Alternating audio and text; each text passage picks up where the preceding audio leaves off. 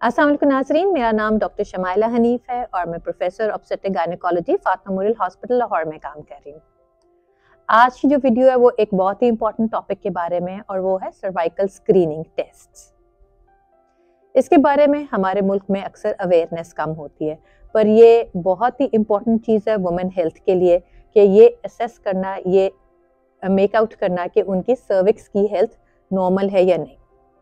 Cervical screening test जो है वो सर्वाइकल कैंसर का एक स्क्रीनिंग टेस्ट है जो ये डिटरमिन करता है कि क्या खवातीन का जो सर्विक्स है वो नॉर्मल है या कि उसके अंदर कोई ऐसी चेंजेस आ रही हैं जो कि अगर बर वक्त ट्रीट ना हो सकें तो कुछ अरसे के बाद वहाँ कैंसर बनने का चांस बढ़ जाता है। तो आज की वीडियो में हम ये बात करेंगे कि सर्वाइकल स्क्रीनिंग टेस्ट क्या होते हैं, इसकी क्या रूटीन है, किस एज ग्रुप में कराना चाहिए, कैसे कराया जाता है और इनके रिजल्ट्स कैसे होते हैं। सबसे पहले ये आपको बताएं कि सर्विक्स क्या चीज़ है। सर्विक्स जो है वो यूट्रस के मुंह को कहते हैं, यानी कि बच्चेदानी के मुंह को मेडिकली हम सर्विक्स कहते हैं। और सर्विक्स का जो कैंसर है वो खवातीन में सेकंड कॉमनेस्ट कैंसर है। जो फर्स्ट मोस्ट कॉमन कैंसर है वो ब्रेस्ट कैंसर है खवातीन में, उसके बाद सर्वाइकल कैंसर को सेकंड कॉमनेस्ट कैंसर कहा जाता है। ये कैंसर एक वायरस की वजह से होता है। इस वायरस का नाम है ह्यूमन पेपिलोमा वायरस, जिसको हम HPV वायरस भी कहते हैं। 99% केसेस जो सर्वाइकल कैंसर के होते हैं वो इस वायरस की वजह से होते हैं। HPV वायरस जो है इसके मुख्तलिफ स्ट्रेन्स हैं। कुछ स्ट्रेन्स जो हैं वो लो रिस्क होते हैं और कुछ स्ट्रेन्स हैं जो हाई रिस्क होते हैं, यानी कि high risk to create cervical cancer in a women. तो जो सर्वाइकल स्क्रीनिंग टेस्ट्स हैं वो ये डिटरमिन करते हैं कि क्या ये जो वायरस है इसकी वजह से क्या सेल्स में कोई ऐसी चेंजेस आ रही हैं जो कि आगे जाके कैंसर बन सकता है या नहीं। ह्यूमन पेपिलोमा वायरस की जो इन्फेक्शन है ये एक कॉमन इन्फेक्शन है जो खवातीन में देखने में आई है। ये एक सेक्सुअली ट्रांसमिटेड इन्फेक्शन होती है। अमूमन इन बहुत सारी खवातीन में जो HPV वायरस की इन्फेक्शन है वो उनकी बॉडी का जो इम्यून सिस्टम है वो इसको खुद ही ख़त्म कर देता है, पर कुछ ऐसी खवातीन रह जाती हैं जिनके सर्वाइकल सेल्स में ये HPV वायरस कंटिन्यू बड़े अरसे तक रहता है और उसमें आहिस्ता आहिस्ता जो सर्विक्स के सेल्स हैं उसमें चेंजेस ला सकता है। ये जो एबनॉर्मल चेंजेस हैं अगर बर वक्त इसकी तशखीस ना हो और साथ में इनकी ट्रीटमेंट ना हो तो कुछ अरसे तक वहाँ रिस्क रह सकता है कि ये वहाँ कैंसर बना सकता है। HPV इन्फेक्शन के कोई खास सिम्टम्स नहीं होते। बहुत सारी खवातीन को ये पता भी नहीं होता कि उनके अंदर HPV वायरस से इन्फेक्शन हुई है। जैसे कि पहले का मोस्टली क्लियर हो जाती है, पर कुछ खवातीन में आगे जाके ये प्रॉब्लम क्रिएट करता है और एक जो मेन प्रॉब्लम है वो सर्वाइकल कैंसर का प्रॉब्लम है। इसी चीज़ को डिटरमिन करने के लिए कि क्या किसी भी खातून का risk of having cervical cancer है या नहीं, इसको हम सर्वाइकल स्क्रीनिंग टेस्ट से डिटरमिन करते हैं। सर्वाइकल स्क्रीनिंग टेस्ट बड़े सालों से जो है खवातीन में रिकमेंड किया जाता है।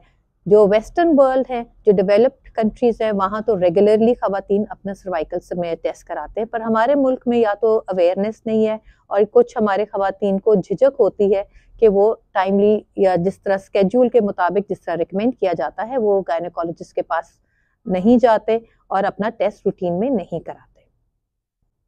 अब हम बात करेंगे सर्वाइकल स्क्रीनिंग टेस्ट कौन से टेस्ट हैं जो किए जाते हैं और कैसे किए जाते हैं। जो सर्वाइकल स्क्रीनिंग टेस्ट है उसका जो आम लोग नॉर्मली नाम समझते हैं वो पैप स्मीयर के नाम से जानते हैं। ये जो पैप स्मीयर टेस्ट है इसमें सर्विक्स से जो सेल्स हैं उसको लेके माइक्रोस्कोप में असेस किया जाता है, उनकी हेल्थ देखी जाती है और फिर ये डिटरमिन किया जाता है कि क्या वो नॉर्मल सेल्स हैं या कि उसके अंदर कोई एबनॉर्मल चेंजेस आने लग गई हैं या नहीं।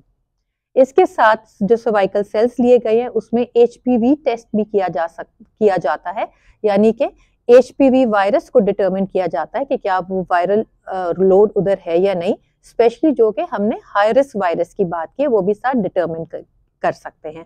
सो बेसिकली एक टेस्ट है जो सिर्फ साइटोलॉजी असेस करती है या कि सेल्स का स्ट्रक्चर देखती है, जिसको हम पैप स्मीयर साइटोलॉजी टेस्ट कहते हैं, और दूसरा टेस्ट है जो ये डिटरमिन करता है कि सेल्स के अंदर HPV वायरस है या नहीं, जिसको हम HPV टेस्ट कहते हैं।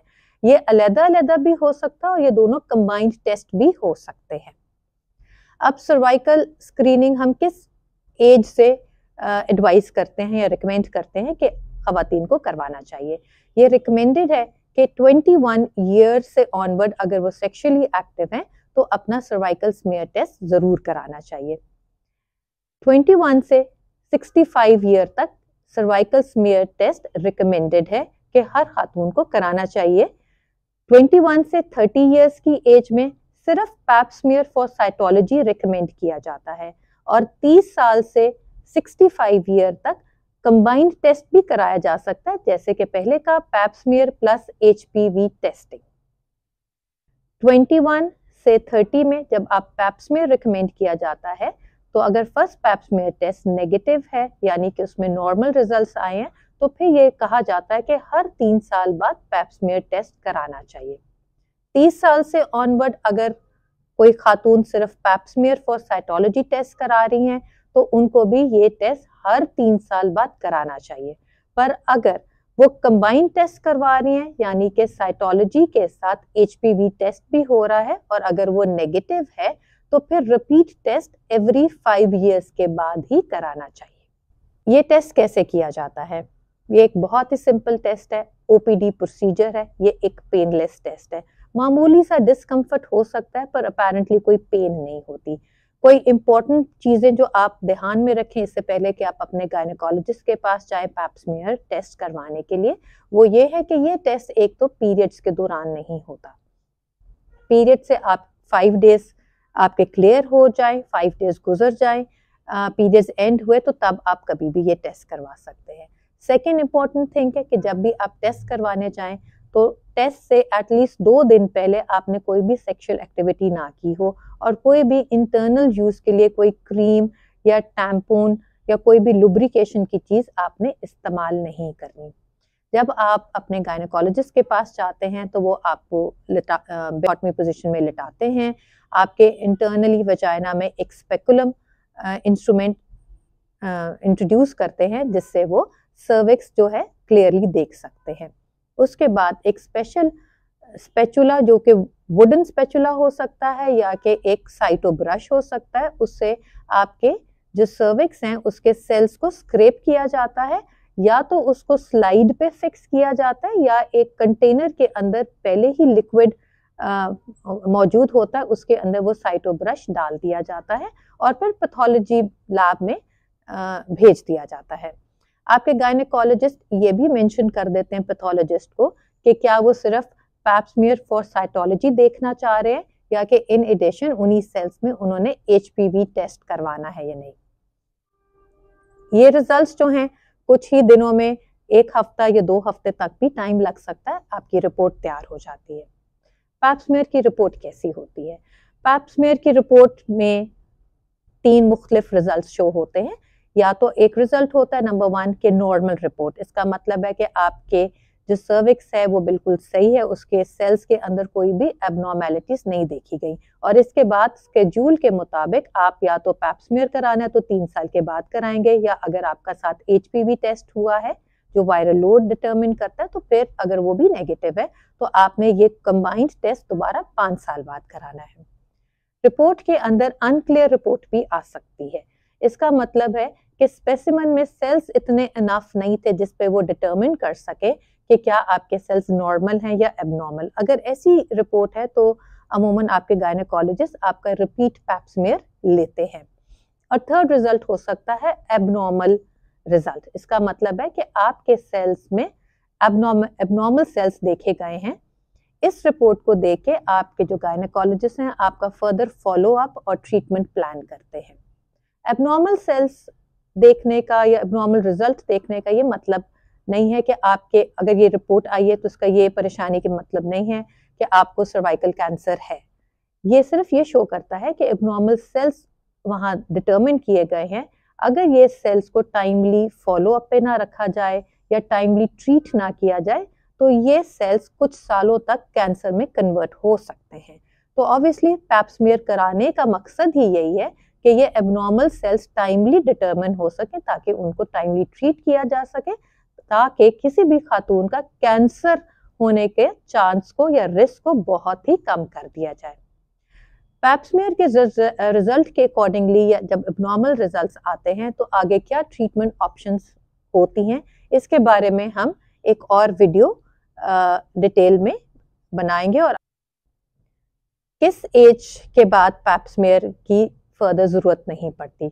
ये देखने में आया है कि अगर कोई खातून 65 इयर्स की हैं तो और अगर लास्ट 3 उनके pap smear test consecutive negative reports हैं तो उनका फर्दर स्क्रीनिंग टेस्ट की ज़रूरत नहीं है। इसके साथ अगर कभी भी किसी भी खातून के यूट्रस निकालने की सर्जरी हुई है, यानी कि हिस्टेक्टमी हो गई है, बच्चेदानी निकाल दी गई है और ये उसको पता है कि यूट्रस कंप्लीट निकाला गया है, यानी कि बच्चेदानी का मुंह भी साथ निकाला गया है, जिसको हम टोटल हिस्टेक्टमी कहते हैं, तो ऐसे केसेस में भी बाद में सर्वाइकल स्क्रीनिंग टेस्ट की ज़रूरत नहीं पड़ती। तो टेक होम मैसेज क्या है? इस वीडियो का मकसद ये था आप सबको ये इन्फॉर्म करना कि पैप स्मीयर टेस्ट की इम्पोर्टेंस क्या है और वो क्यों कराया जाता है और उसका स्केड्यूल क्या होता है। ये रिक्वेस्ट है आप सब खवातीन से कि अगर आप 21 ईयर्स से 65 ईयर्स की एज के बीच में हैं तो प्लीज़ अपने गायनेकोलॉजिस्ट के पास ज़रूर जाएं और उनसे आप अपना पैप स्मीयर टेस्ट रूटीन में कराएं, जो कि या तो 3 ईयरली हो और अगर 3 ईयरली कराया जाता है, और अगर आपने कंबाइंड टेस्ट कराना है जो कि 30 से 65 साल के एज ग्रुप में किया जाता है तो फिर वो हर 5 साल बाद कराना होता है। मैं उम्मीद करती हूँ कि आपको ये वीडियो पसंद आई है। अगर आप पसंद करते हैं तो इसको लाइक करें, शेयर करें और सब्सक्राइब करें। अपना बहुत सारा ख्याल रखें, अपनी हेल्थ का बहुत सारा ख्याल रखें। खुश रहें। अल्लाह।